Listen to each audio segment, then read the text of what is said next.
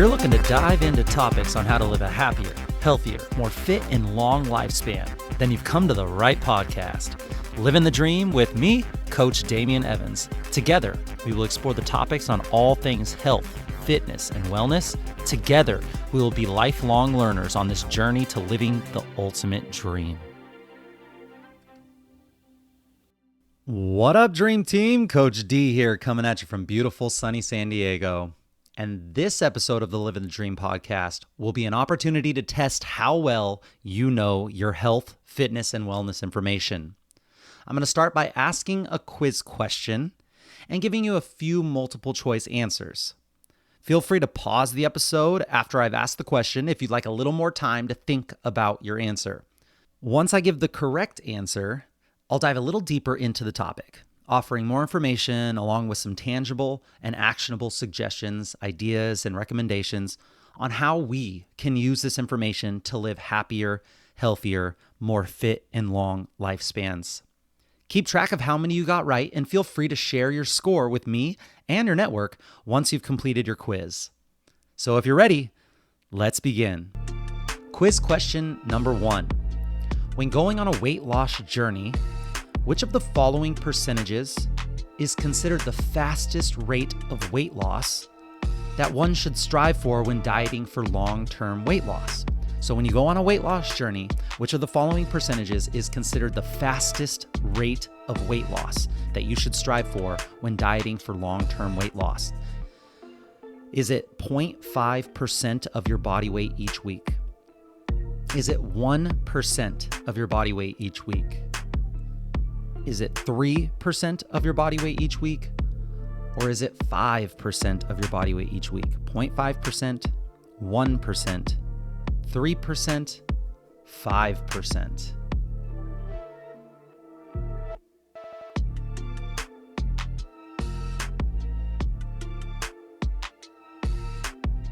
And the correct answer is 1% of your body weight each week. 1% of your body weight each week is considered the most you would want to lose for safe and sustainable weight loss. So, if you currently weigh 150 pounds, that'd be a weight loss of about 1.5 pounds per week. A better way to set this goal for yourself is to take the weekly goal and apply it over the next month.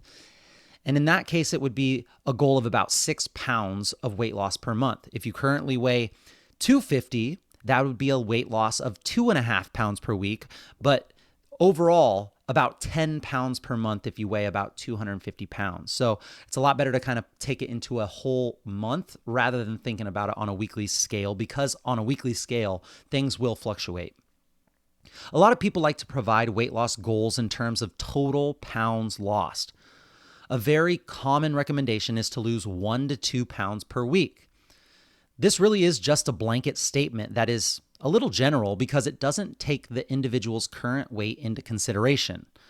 When you hear statements like, everyone should shoot for 1 to 2 pounds of weight loss for safe and effective weight loss per week, it's said with a really good intention because that is about the range that an average person would want to shoot for.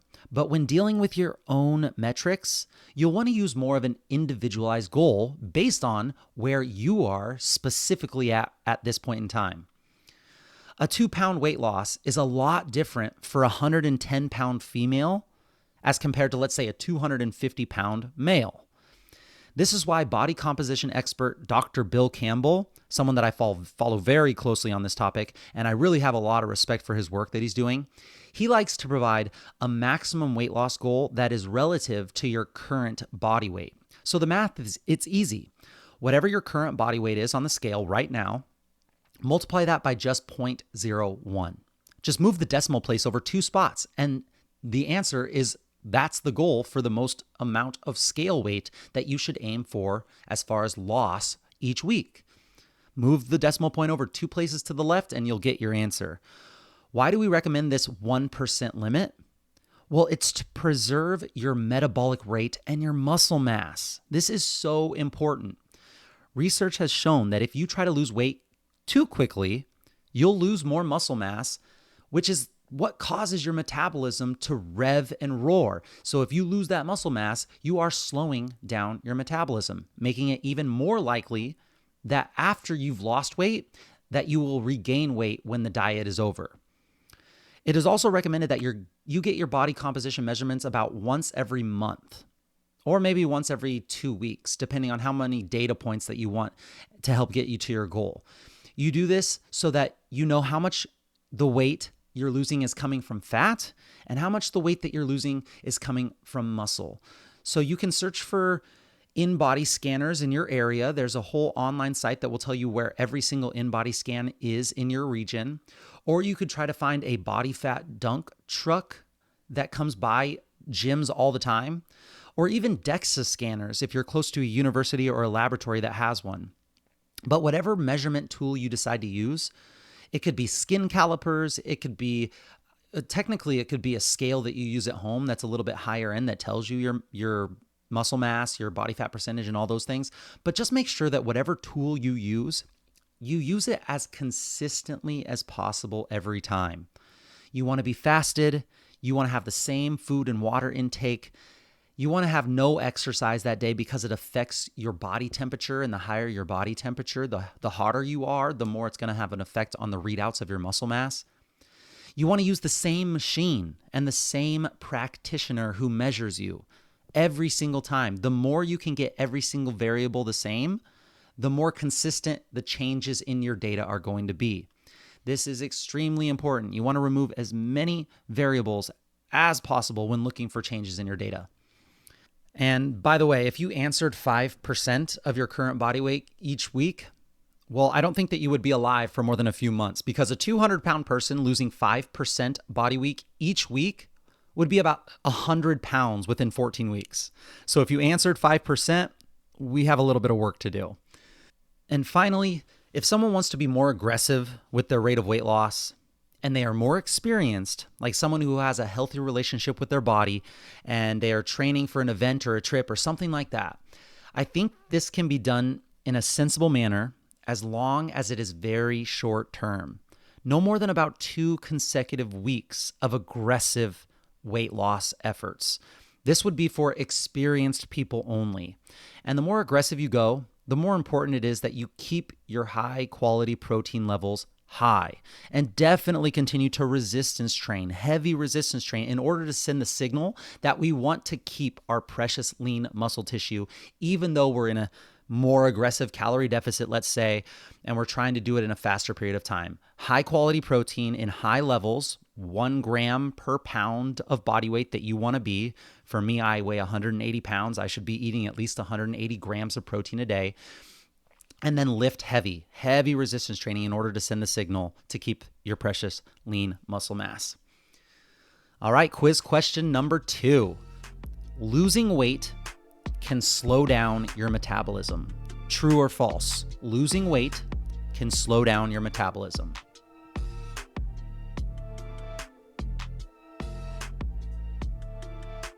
And the correct answer is true. Losing weight can slow down your metabolism.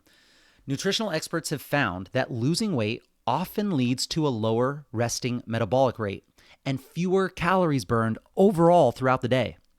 However, you can try to keep your metabolism from slowing down by losing your weight slowly rather than doing crash dieting. This quiz question goes really nicely with the first quiz question, because let's take an example of the well-known TV show, The Biggest Loser.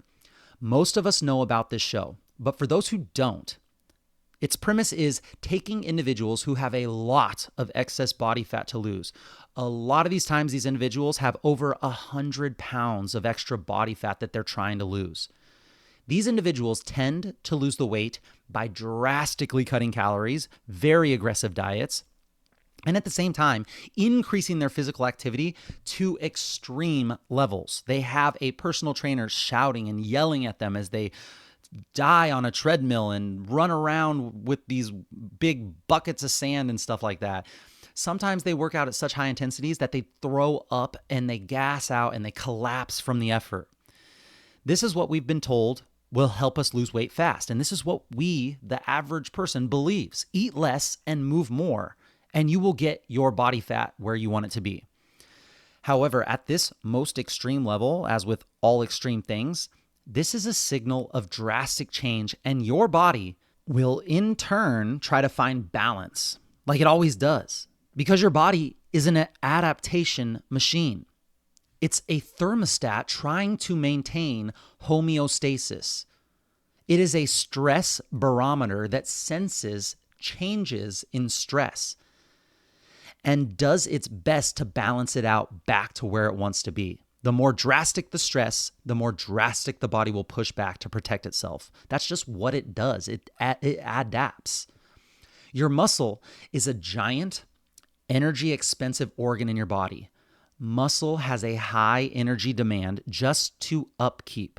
And because of this, your muscle helps you use energy and burn energy just to maintain the muscle that you have. Now, if you are all of the sudden drastically cutting your energy intake, meaning that you cut your calorie and your food intake way down, such as the example of the Biggest Loser competitors when they go on these extreme diets, your body's going to say, okay, something's going on where we no longer are getting the energy that we need, or at least that we used to have, to maintain this expensive muscle tissue. So in order for this whole system to survive, we should probably just break down some of this energy guzzling muscle tissue so that we can conserve our total energy, because right now we're not getting it. And in turn, we will survive whatever is happening out there because we're not really sure what's going on. If you go from having normal to high muscle mass to now low muscle mass, your overall energy expenditure that you usually use to keeping your body alive goes from a higher number to a lower number. And the more drastic you do it, the more drastic that change. You now burn less calories overall because of this muscle mass loss. This puts people like the Biggest Losers into a large hole where they now have to consume a super low calorie amount in order just to maintain where they've gotten themselves to.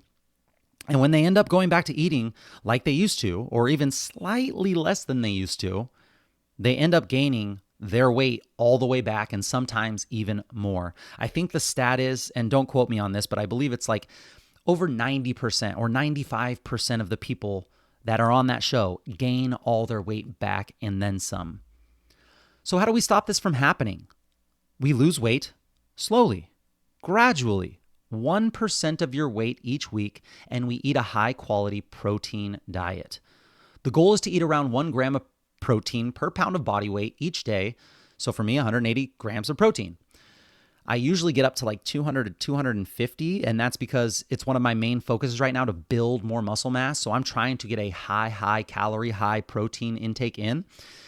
And animal-based proteins have been found to be the most beneficial when it comes to this goal. Lean meats such as chicken, turkey, fatty fish, and even grass-fed beef every once in a while. But that doesn't mean that if you're a vegan or a vegetarian that you can't make it work as well. It's definitely possible. You'll also want to keep sending the signal to your body that your muscle is important. And the best way to do that is to use your muscle. So even if you are vegetarian and vegan, you're prioritizing protein the best that you can. You're making sure that you're getting all the amino acids and the essential amino acids that you need to be alive and also be optimal. And then also use your muscle mass. Resistance train at an uncomfortable weight. Try to choose a weight that is uncomfortable with its intensity, and it hits each major muscle group a minimum of 2 times per week. This gets even more important as we age. As we age, we start losing bone density, muscle mass, and all of those fast twitch muscle fibers that help us to jump and sprint when we were younger. Usually we lose these fast twitch muscle fibers fast because if you don't use them, you will lose them. Usually we don't use these because we are aging. Instead, we lose them. And then it becomes exponentially harder to try and dig out of a hole when we are older because of our adapted and aged physiology. We don't have the fast twitch muscle fibers. We don't have the bone density. We don't have the strength, the muscle mass. So we are now in a hole, and it becomes that much harder to try and get us back to where we want to be. All right, moving on to quiz question number 3. Which of these foods is a major source of omega-3 fatty acids? Which of these following foods is a major source of omega-3 fatty acids? Is it sardines, mangoes, cucumbers, or the Baconator from Burger King? Sardines, mangoes, cucumbers, or the Baconator from Burger King? Which of these foods is the major source of omega-3 fatty acids?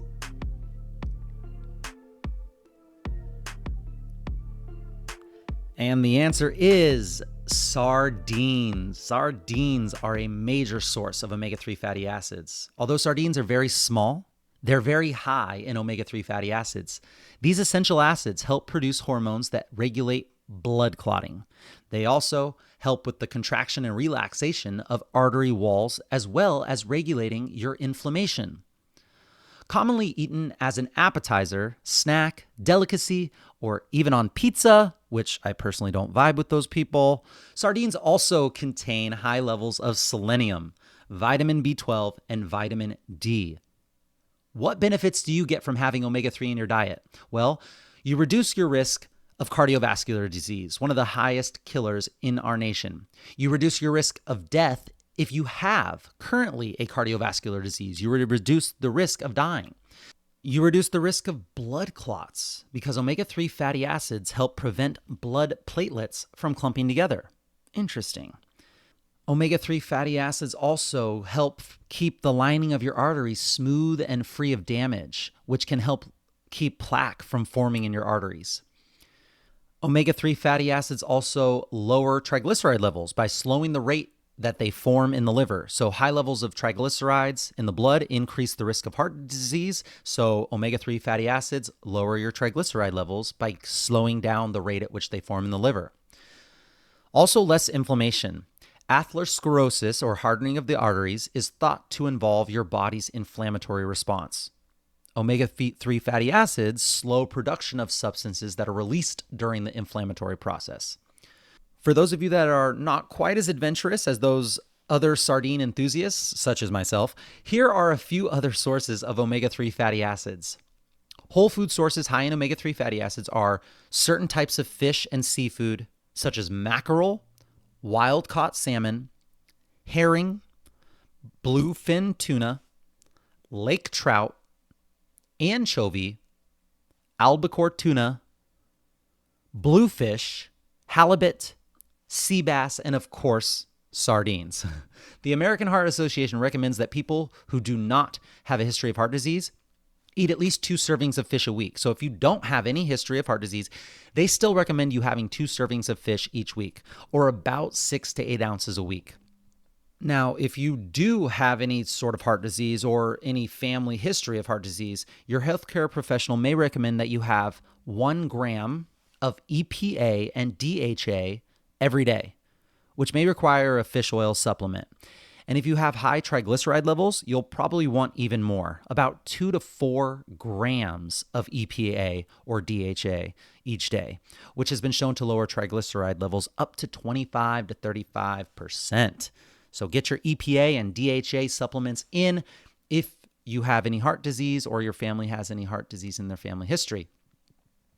While fish is one of the best sources of omega-3 fatty acids, if you don't like fish, or you can't eat fish, or you just want other ideas that aren't fish, there are some plant sources that contain ALA, alpha linoleic acid, ALA.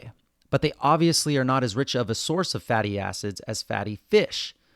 Plant sources of ALA include ground or milled flaxseed oil, chia seeds, walnuts, soy foods, canola oil, and veggies like Brussels sprouts, kale, spinach, broccoli, cauliflower. Another source of ALA is algae or algae oil, which is broken down into DHA. These would be options for vegetarians that don't eat fish. All right, quiz question number 4. Does exercise influence your immune system? Is it no, there is no link between the immune system and exercise? Is it yes, exercise contributes to the health of your immune system? Is it we don't know yet if there is a connection between exercise and the immune system? Or is it exercise suppresses the immune system, which is why we should avoid it at all costs, especially when we are sick? Does exercise influence your immune system? No, yes, we don't know, Or because exercise suppresses your immune system, we should avoid it at all costs.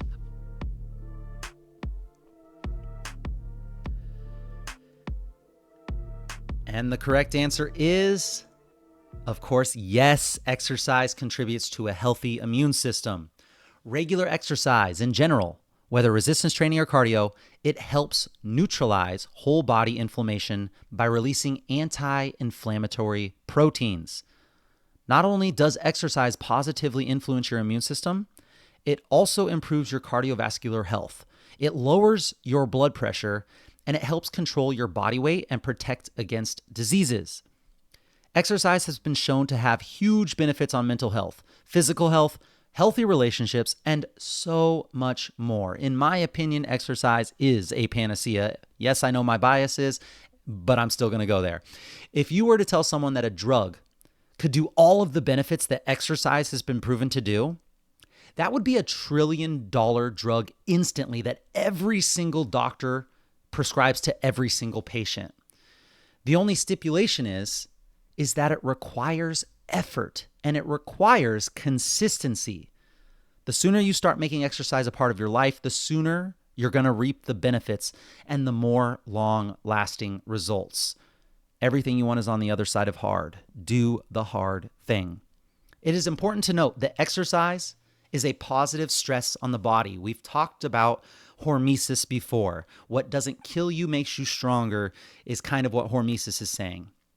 But yes, the correct dose is important. Just like anything, too little, too much, the poison is in the dose. You reap most of the benefits of exercise when you're actually recovering from it. So yes, if you're sick, it's best to keep your movement low intensity so as to not overtax the system that is trying to heal. But movement will help with the recovery process. Any kind of movement that is pain-free or not too much of a stress. So things like walking out in nature are huge for the recovery process, even if you are sick. So again, as with most things, the poison is in the dose and the correct application of intensity and type, in this case of your exercise, will dictate the effects it will have on your entire system that is your body. Let's move on to the last question. Quiz question number 5. If your diet consists of eggs multiple days a week, this can contribute to high unhealthy cholesterol levels. If you have a diet high in eggs multiple times a week, this can contribute to high unhealthy cholesterol levels. Is it true? Is it false?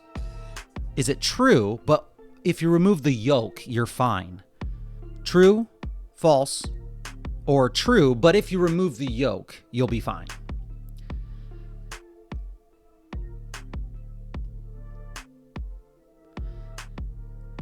And the correct answer is false. Eating a diet of eggs multiple days a week has not been found to contribute to unhealthy cholesterol levels, no matter what you saw on your favorite show or what your favorite celebrity said. Author of the book Genius Foods, Max Lugavere, says that eggs are nature's few natural multivitamin. They are packed full of micronutrients, and specifically the nutrients that eggs contain, they are so beneficial to brain health and mental function. Eggs contain a little bit of everything when it comes to growing and sustaining a healthy brain. The first structure to develop in the embryo, which is what an egg is, it's a chicken embryo. The first structure to develop is the nervous system, which includes the brain. We know that dietary cholesterol has little to no effect, for most people, of course, on actual blood cholesterol levels over the long term. There are not science-backed reasons at this point in time to support avoiding eggs or egg yolks. The cholesterol in eggs have not been found to raise cholesterol levels the same way that other foods do, such as those foods that are high in trans fat, which you should definitely remove from your diet if you have any type of trans fat foods that you eat. So eat your eggs, my friends. They are a superfood and a wonderful way to support the brain, the nervous system, and just a great source of protein as well. In my opinion, a superfood. All right, fine. We'll do one more bonus question here. And this one is most likely going to be a guess for everyone. Quiz question number 6, bonus.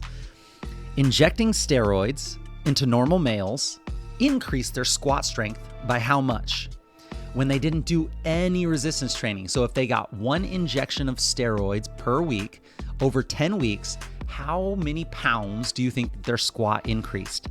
Was it 7 pounds, 14 pounds, 21 pounds, or 28 pounds? 7, 14, 21, or 28 added pounds to their squat strength.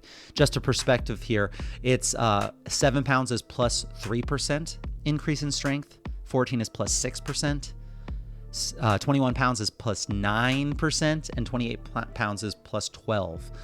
Do you think it's 7, 14, 21, or 28 pounds? No training was involved here, just the steroid injection. And the correct answer is 28 pounds. 12% increase in strength when they didn't even do resistance training. This blew me away when I read this. One of the people on the front lines of muscle science, Dr. Bill Campbell, out of University of South Florida. He's a great social media follow as well. If you don't follow him and you're into that kind of stuff, at Bill Campbell, PhD, good follow. Anyway, this study that he referenced in a recent post shows that hormones, in this case, exogenous injectable hormones, they not only work, but they work without even training. Here were the results of the study. 4 different groups. The placebo group got an injection of nothing. It was just a placebo injection. They had an increase of 6 pounds. They didn't exercise. They didn't get anything. They still had an increase of 6 pounds. These guys were the control. So it wasn't super significant here in this study is what they said. The group that got the testosterone but didn't exercise increased their squat 28 pounds, like we just talked about.